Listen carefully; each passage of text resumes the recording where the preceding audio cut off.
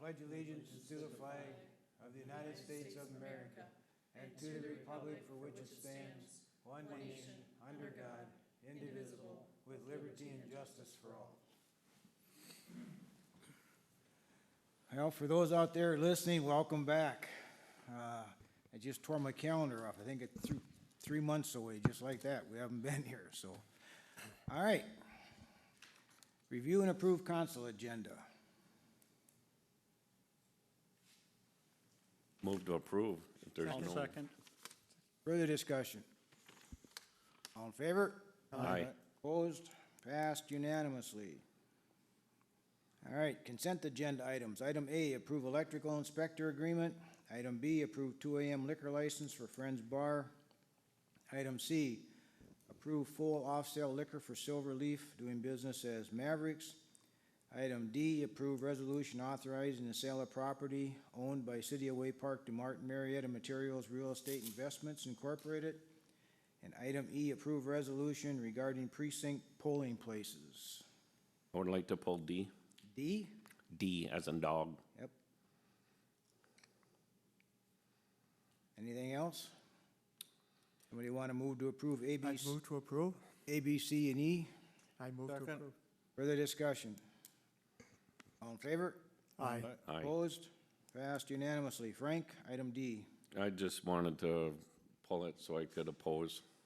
I've been opposing all along. I'm gonna keep opposing. And just for clarification, the only reason why it's on there is they need a resolution, and when we adopted Right. that, we didn't do it by a resolution, so.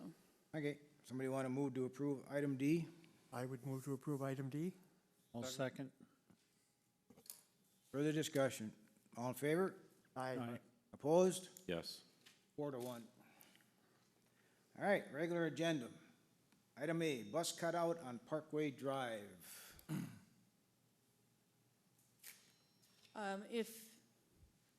If you recall from our last meeting, we tried to discuss this a little bit, but if you even prior to that, when we did the award of the 2020 capital improvement plans, in that project included West Avenue and Second Street North, and then additional were Granite View, and then also the bus cutout.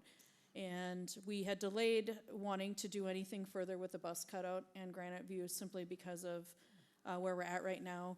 And we tried to have a discussion with Keith as well on this, and so he's here with us tonight as well to talk to you about budget stuff. I think, if I remember correctly, that it's about $75,000 for the bus cutout and around $500,000 for Granite View. I'm looking at John. Yeah, correct, $75,000 for the bus turnout, and Granite View was $578,000. Granite View was 578,000. And so what we were hoping to do was to see whether or not, one, if we had gotten any additional funding for sales tax with the amphitheater to offset some of that. That was part of it, and then I think it was just a matter of whether or not we wanted to spend that money now, given some of the circumstances that have happened with COVID and the impact that it's had on sales tax. So we're here to have a discussion about it. If you have any questions for Keith on that, he can certainly answer Well, those. before he gets into financials, just how long was the bus cutout approximately? How many buses could we fit in a bus cutout? 220 feet. So about 2 buses? 3? 3 maybe? Yeah, I mean, a bus is, And does that involve moving the light pole and the fire hydrant? not the fire hydrant, but there are 2 light poles. Would you like to come to the podium? Well, If I was Keith just knows. getting a general idea of length. Light poles that just get picked up and moved 10 feet further back away from the curb, so that we So for the audience, 2 light poles would end up getting moved on the bus cutout. It's about 220 feet long, and that would allow for the ability to have up to about probably 3 or 4, depending. 3 to 4 buses. All right, any discussion from council on it? We're, for those out there listening in the audience, we did go out there on a tour of that facility tonight. We looked at it. I think everybody kind of looked at that, so. It's $75,000. You know, my thoughts were, after I looked at it, is it's kind of a 3-lane high road out there. I just thought maybe we could block off the end of that road, have buses come in the center lane, drop them off to the right, and when the buses leave, they pull to their left and pull out. Well, the problem with that, seeing that I kind of know about those kinds of situations, is when you do that, you're gonna have to cone off that road each time you have an event. Yep. Each time you're bringing buses in there, you're gonna have to cone it off, which confuses traffic, and I don't know if Dave would comment to the fact of having to cone that section off. You'd have to cone it off all the way from the corner, all the way past the entrance of the driveway. And that would become a very confusing area when you're bringing in probably 1,000 cars at a time for each event or more.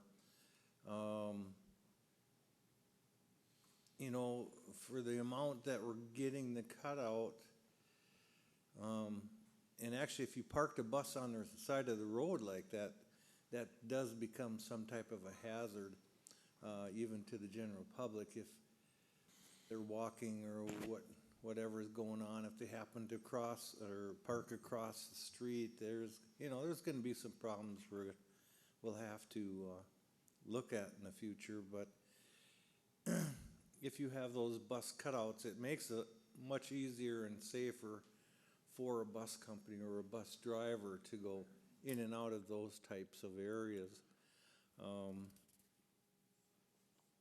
And I don't know for Keith, the 75,000 is a good deal this year because we bundled everything together and got a heck of a price on those bids. You know, if we decide in 2 years, you're probably gonna double the amount that it would probably cost you to do that, or, what is our budget looking like? Are we gonna be way far behind, or, I would assume the way they're talking, we're gonna be under budget for the amphitheater, so we might have a little extra money to spend there. Well, as I tried to explain at the last council meeting, let's go back and look at 2019. The sales tax collections were a record for us.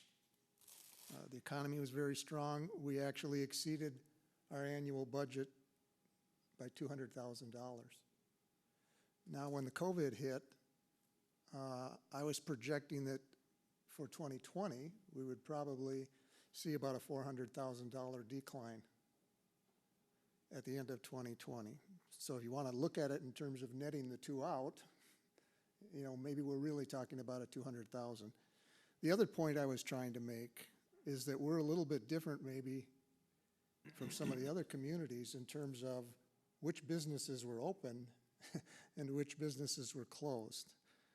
Because if you look at our big three, and you can guess who they are, they were open through this entire thing.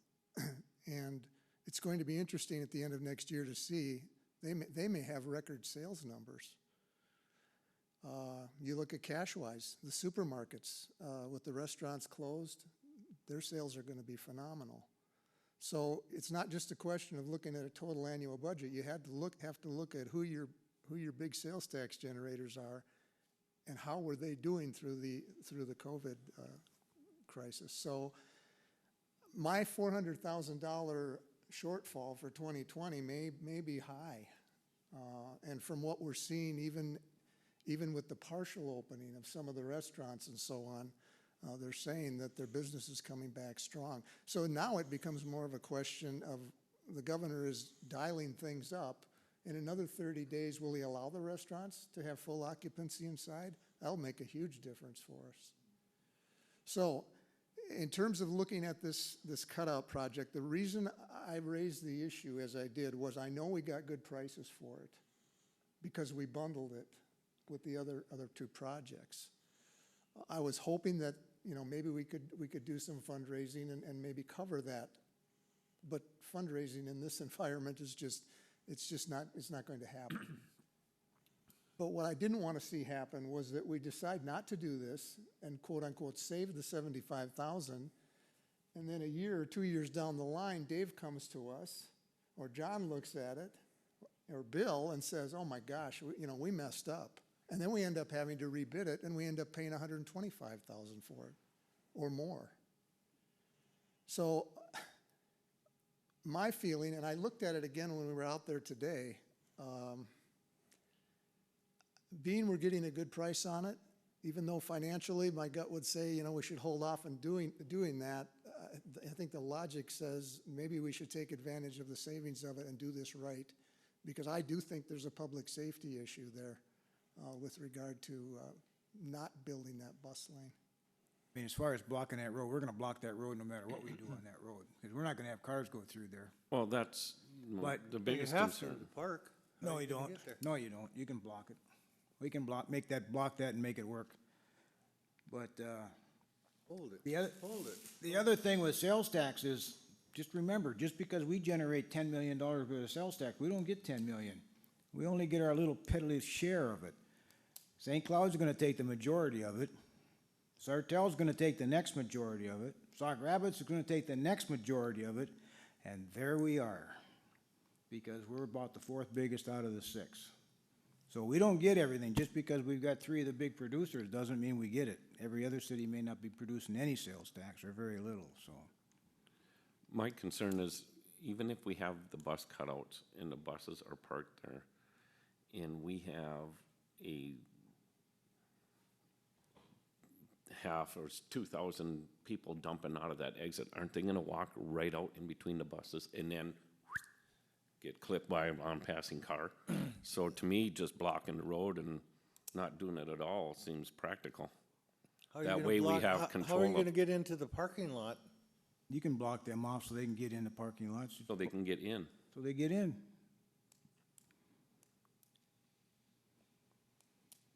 There's enough room in there that those buses can unload and block that off. You're gonna block, I would think, I don't know, I know John's working on a traffic plan and whatever, but I would think that we're gonna block that off somehow anyway. We don't want people running across there and cars driving there, and then buses also dropping people off.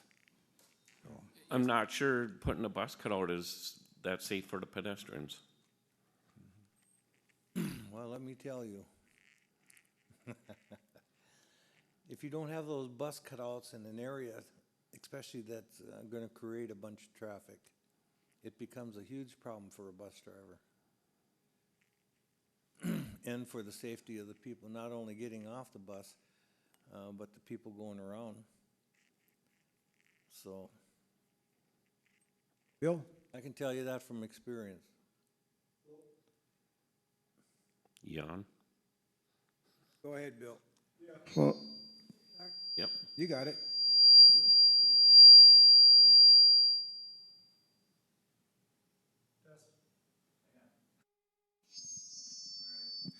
test. I would tell you that sorry about that. The bus counted is yes for buses, but it's also going to be used for your taxis, your Ubers, and that type of stuff. So it's going to be coming in and out of there. It's not just for buses and that. So it gives them a safe harborage if you wanted to do that. But I will tell you that, yes, John and me and Dave are working on a traffic plan. And I will pretty much tell you for sure that between 17th and the east entrance will probably be shut down and only open for buses and cabs and taxis and Ubers to come in and go and leave. There might be a lot of parking across the street in the north parking lot, so we're gonna need a safe harborage there. So we definitely, during a really heavy event, that you don't want traffic going through there. So in the interim, it would be my suggestion is to forego the bus cutout for this year and let it go. Yeah, we might pay more for it down the road, but let's see how it works. Maybe we find out that it's just temporary control and it's a half an hour setting up some cones and calling her good. And we've already got the problem solved and we never really needed to do it. So that's just my opinion. I just wanted you to understand that I'm gonna tell you 99% sure that road's gonna be blocked off. So there's traffic not going either way. How do you get to the east ramp or the east parking lot? You're gonna go down from 10th or 14th and come in that direction. And then the other one's going down further to the south will come down 17th, but that area will more than likely be coned off and only allowed for those transportation type of companies coming and going. And that's a good thing, because if you are gonna utilize that north parking lot, you're gonna have a lot of people walking across that street. So that will also make that a little bit safer.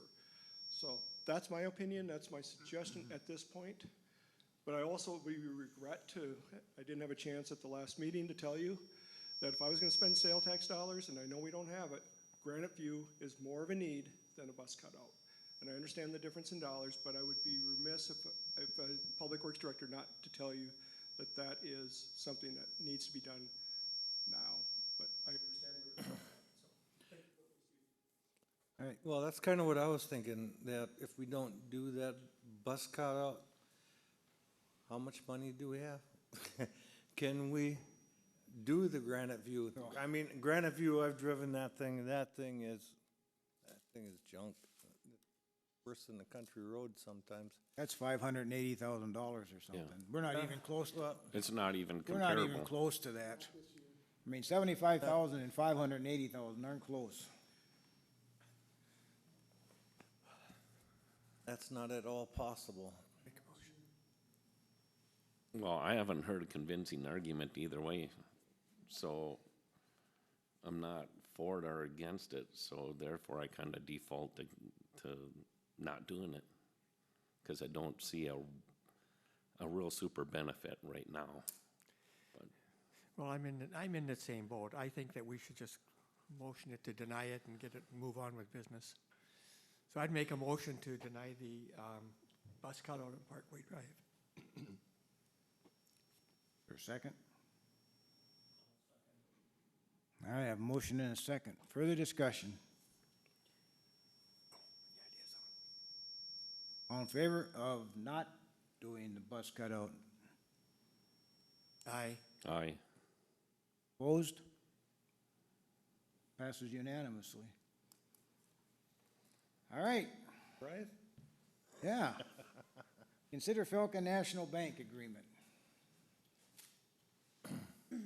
What you have before you is an agreement that we have worked out with Falcon National Bank.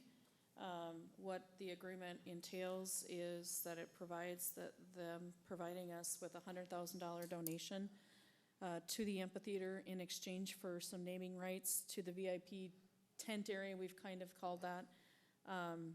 We've negotiated that with them, and I think the agreement has been attached. I'd be really happy to answer any questions that you might have. As part of that process, we did have to have that reviewed by MMB, and they have given us a general nod. So I do, as you may see in the motion, have that subject to any final revisions required by MMB. Hey, council, any questions on that? I'll move approval of the agreement.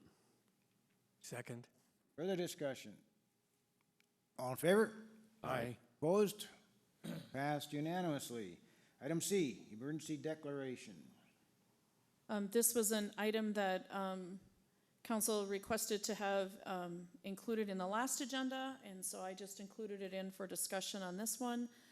Just to remind everyone that the emergency declaration went in place in March and was revised at our last council meeting, the end of May, and it was revised to allow us to be meeting in person.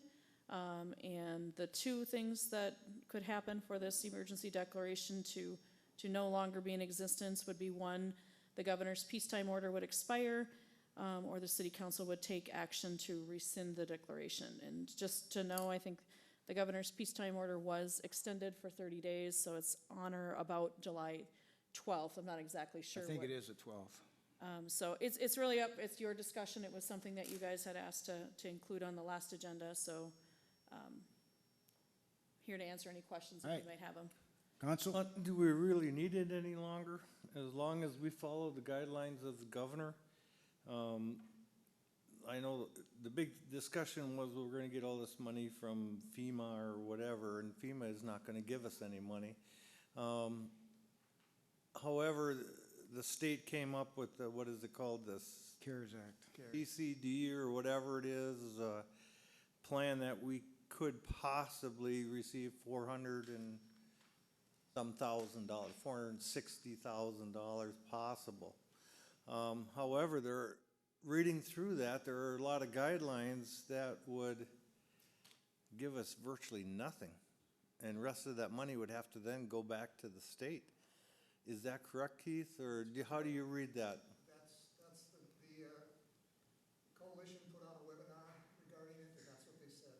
You've got to support it, and we don't have the costs to get anywhere near that number. We'll have some, but we won't have $500,000 worth. No. We do have the ability to also apply for some FEMA funding through we were actually reviewing that at staff level.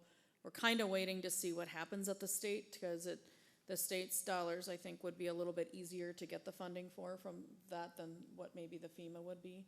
But I don't know what FEMA would pay. If the state's gonna pay the costs, I'm assuming FEMA will look at it and say, well, your state already covered your costs, why do you need this money?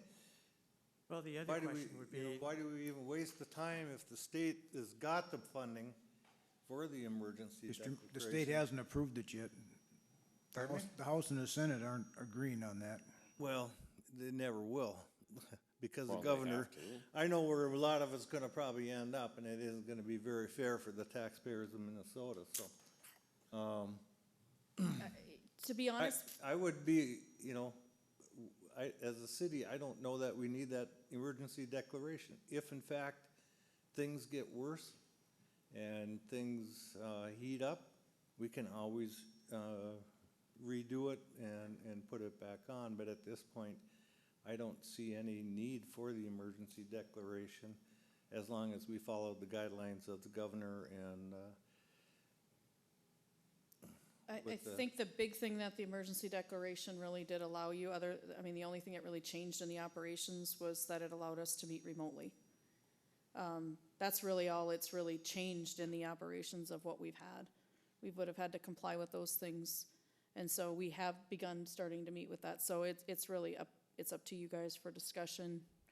I I think, would move at this time to remove it, and in the future, if we need to redo it, we can always put it back on when necessary.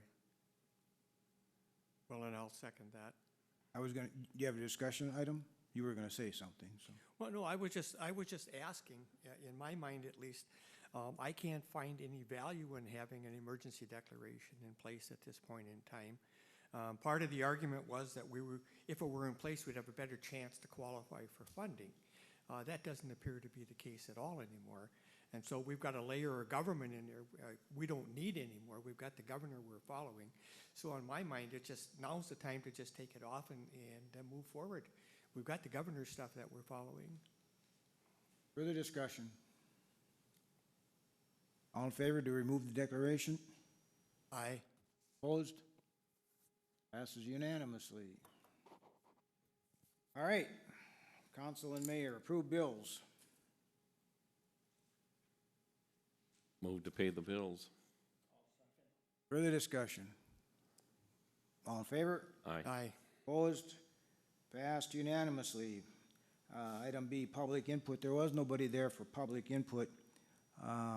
It would be my recommendation in today's world to put that public input back on the regular council agenda. I was thinking the same thing.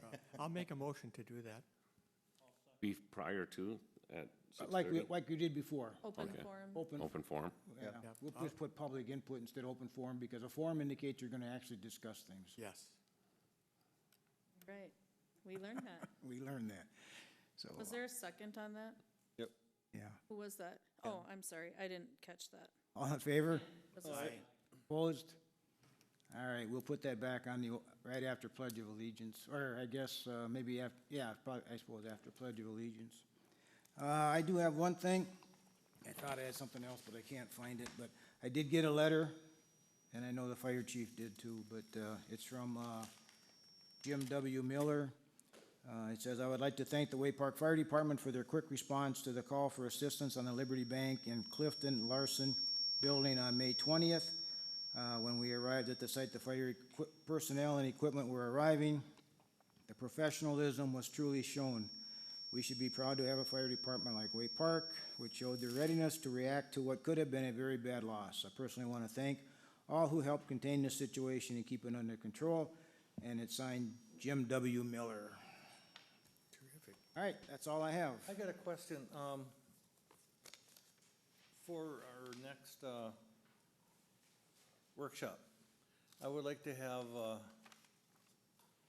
probably a good amount of time that we can sit down and start opening and going through our policies. What? Policy review. On So what? that everybody is what? aware of the policies, and if we need any policy changing or wording, that, we can discuss it and, everybody be on the word.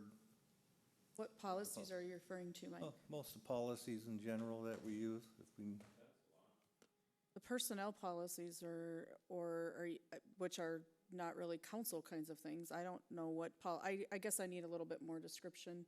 I'm not really sure what well, you're I'd like to talking go about. over the emergency, for one, That's an ordinance. ordinance. That's not a policy. Some of the, I'll come up with some policies and I can talk to you. That I think should be reviewed a little bit. Yeah, that's an ordinance, not, so just if we know what they are, so. Well, I think we need to go over that one for sure, but if we could put that on the workshop so we can sit down, go over it and. Sure. All right, anything else? Anybody? Shauna, you got anything? Just that we'll probably continue to do the Zoom while we're doing this. I have Carla and Adri listening. But it also gives the ability, because this room can only hold so many people. And I think that that's gonna continue to be something that we're gonna have to address. And so I'm hoping we'll find out how well it works for them. They seem to be able to hear okay. But it does then give any of us the ability, if any of us aren't able to be here for some reason, to be able to still continue to participate in a meeting that way. That was something that the league recommended when we're not at the ability to have a full capacity. That way then you still have the ability for your public to participate if they can't be here. We can certainly put them in other rooms if we wanted to, but I'm just trying to keep all of that stuff. Well, I'd just like to make a comment. For me, it's been really good to get back into this room because now we have the hearing loop and I can actually hear all the conversation. And so I really appreciate the fact that we were able to get back here. And I like even the setup that we have. So this has been terrific. Thank you. All right, Welcome. anything else? Anybody? Nobody? We are adjourned at 6:57.